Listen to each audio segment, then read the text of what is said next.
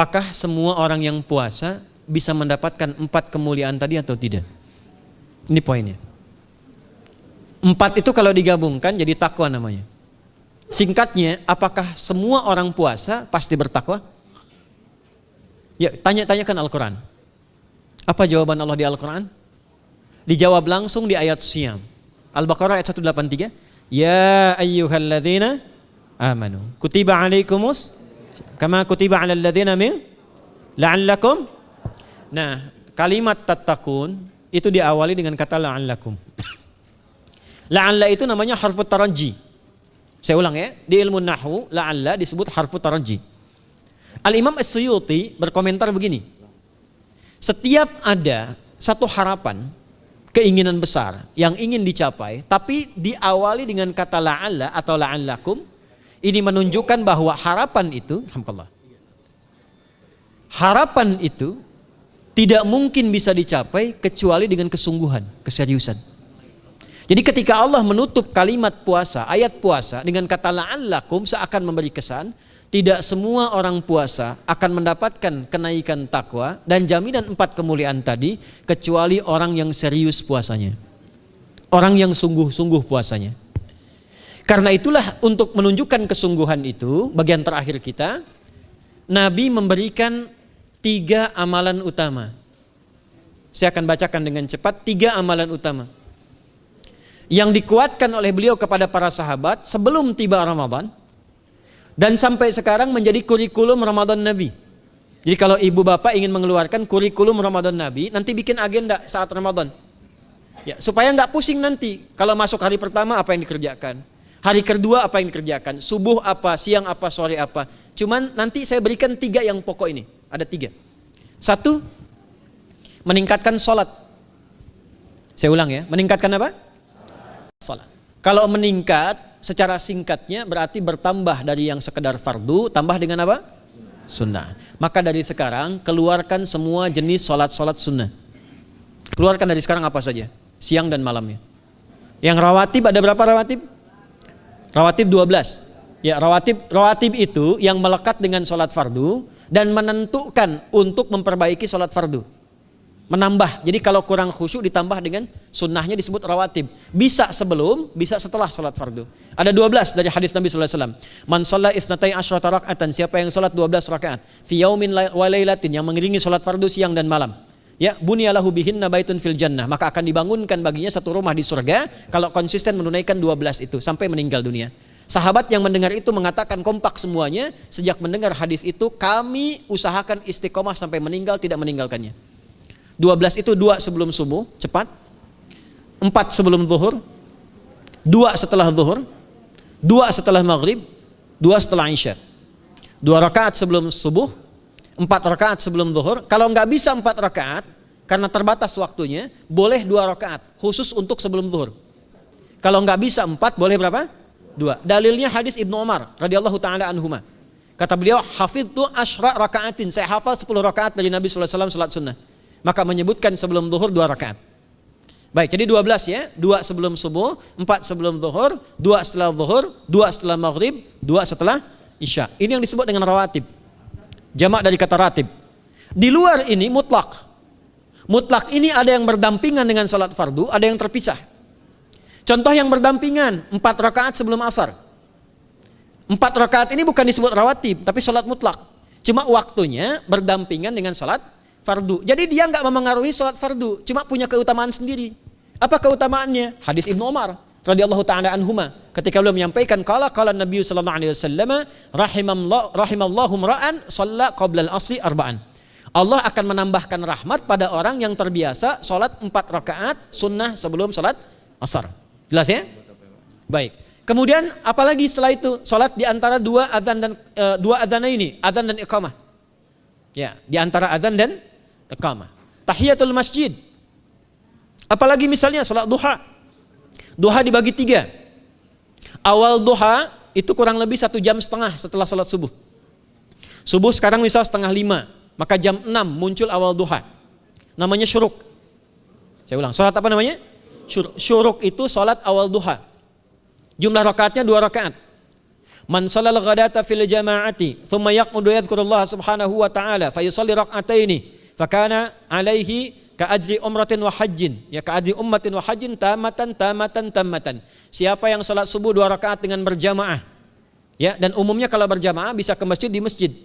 Kalau tak mampu ke masjid, tunaikan di rumahnya. Setelah itu tidak beranjak dulu, dia duduk untuk berzikir kepada Allah. Zikir itu bisa baca Quran. Quran surah 15 ayat 9 itu Quran disebut dengan zikir. Quran surah 54 ayat 17, 22, 32, 40 itu Quran disebut dengan zikir. Bisa baca Quran, bisa berdoa. Doa disebut dengan zikir. Quran surah ke-7 ayat 205. Ya. Bisa dengan apa lagi? Bertafakur, ya, mengaji, ta'lim, itu disebut dengan zikir. Ali Imran ayat 190 191. Alladzina yadhkuruna Allaha qiyaman wa qu'udan wa 'ala junubihim wa yatafakkaruna fi khalqis samawati wal ard, ya, disebut dengan zikir.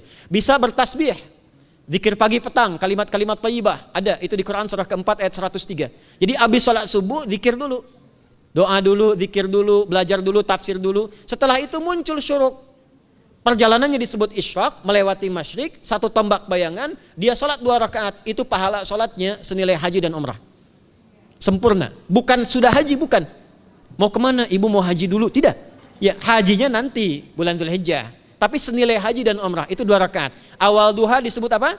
Syuruk. Pertengahan duha sekitar jam 9 jam 10. Jumlahnya 2 sampai 4 rakaat. Ya, 2 sampai 4 rakaat. Apa fungsinya? 1, mengganti seluruh zikir yang ada dalam tubuh kita. Mata berzikir, telinga berzikir, lisan berzikir, bisa diganti dengan 2 rakaat duha. Itu waktunya pertengahan duha. Kurang lebih dari jam 8, 9, 10 lah, kurang lebih 3 jam itu, ya. Yang kedua, bisa menghambat atau menghentikan, menahan satu musibah umum. Misal ada kebanjiran nih atau macet nih. Orang-orang kena macet. Bapak yang biasa sholat duha pertengahan itu tiba-tiba ditolong oleh Allah, dibebaskan. Tiba-tiba ada orang datang, Pak lewat sini, di sana macet. Atau dibimbing ada kontraflow. Itu manfaatnya duha tuh. Yang pertengahan. Yang terakhir adalah akhir duha. Sekitar jam 10 sampai jam 11 menjelang ke zuhur. Ya, akhir duha itu jumlahnya dari 2 bisa 4 sampai 8 rakaat. Di antara manfaatnya bisa mempermudah datangnya rezeki dengan izin Allah Subhanahu wa taala ketika ikhtiar. Itu duha. Nanti ke malamnya silahkan tahajud, tingkatkan tarawihnya sampai ditutup dengan witir. Itu salat. 2 yang terakhir saya cepat, 2 yang terakhir adalah banyak berinteraksi dengan Al-Qur'an. Ada 3 caranya. 1, banyak membaca. Itu namanya qiraah. Silahkan Bapak Ibu siapkan dari sekarang, targetnya khatam misalnya 1 kali berapa juz? 30 juz. Kalau mau gampang bagi 30, berarti 1 hari berapa? 1 juz. Paling gampang lagi, supaya nggak capek ngajinya, supaya nggak capek, bagi 1 juz 5 waktu sholat. Contoh, juz pertama itu Al-Baqarah plus Al-Fatihah. Al-Fatihah saya nggak hitung lah karena sudah hafal ya. Al-Baqarah itu 141 ayat, juz pertama. Bagi 5, 28. Jadi setiap ketemu waktu sholat, bagi 2 lagi, 28 bagi 2 berapa? 14. Sebelum sholat baca 14 ayat, setelah sholat baca 14 ayat. Itu 14 ayat tuh paling-paling gak nyampe 5 menit Bu, Pak. Kalau investasi 10 menit setiap waktu sholat, bagi 2 kita baca 14 ayat, itu insya Allah selesai Ramadan khatam Quran. Itu udah rumus. Ya, tidak cukup dengan amin, siapkan dari sekarang. Siapkan. Ya. Kemudian mengkaji, kajian, tilawah. Itu tilawah itu di hadis Muslim pahalanya banyak. Ya, majtama'a qaumun fi baitin min buyutillahi. Ya, kita ngajinya Quran hadis ya, biar ya, lebih kuat dalilnya. Majtama'a qaumun fi baitin min buyutillahi yatsluna kitaballahi wa yatadarasuna fi ma bainahum. Ya, siapa yang bisa tilawah Quran, ngaji, tafsir, keluarkan misalnya untuk Ramadan 10 hari saya pengen tahu Al-Fatihah. Itu ketika dilakukan punya 4 keutamaan. 1, ghasyiyatuhum rahmah. Selama ngaji rahmat Allah dibentangkan. Kalau pengen doa cepat dikabulkan, kalau istighfar diampuni. Yang kedua, awas ini nazalat alaihimus sakinah, diberikan ketenangan dalam jiwa. Bapak Ibu pengen di rumah tangga nyari sakinah, isi dengan Quran di rumah. Amalan terakhir infak. Ya, hadisnya dari Ibnu Abbas, Ibnu Abbas radhiyallahu taala anhuma, qala, ya, beliau mengatakan kana Nabi sallallahu alaihi wasallam ajwadan nas wa ajwadu ma yakunu fi Ramadan. Adalah Nabi sallallahu alaihi wasallam itu orang yang sangat luar biasa dermawan dan lembut. Dan bertambah dermawan lagi ketika tiba Ramadan. Apa yang dilakukan Nabi? Mensupport sahabat, siapapun yang punya anggaran untuk infak, disiapkan sebelum Ramadan. Jangan berpikir banyak Bu. Yang penting ada anggaran, 30.000 nggak ada masalah. Setiap hari 1.000, tidak harus uang, makanan. Pernah dengar hadis ini nggak? Siapa yang memfasilitasi bukaan orang puasa walaupun dengan sebiji kurma dan sehirup air, maka dia mendapatkan pahala seperti orang puasa itu tanpa dikurangi sedikit pun. Ada? Hadisnya sahih di At-Tirmidzi. Tapi bukan berarti nyari kurma ke Tanah Abang setiap hari satu. Terus minumnya satu sedotan aja ganti-ganti. Ya, maksudnya apa? Yang paling minimal kita bisa keluarkan. Itu pahalanya 700 kali lipat dikali 10. Paling standar. 700 kali itu standar biasa di hari ini. Dalilnya Al-Baqarah ayat 261 yang dibacakan Adinda tadi kita itu. Ramadan kali 10 lagi.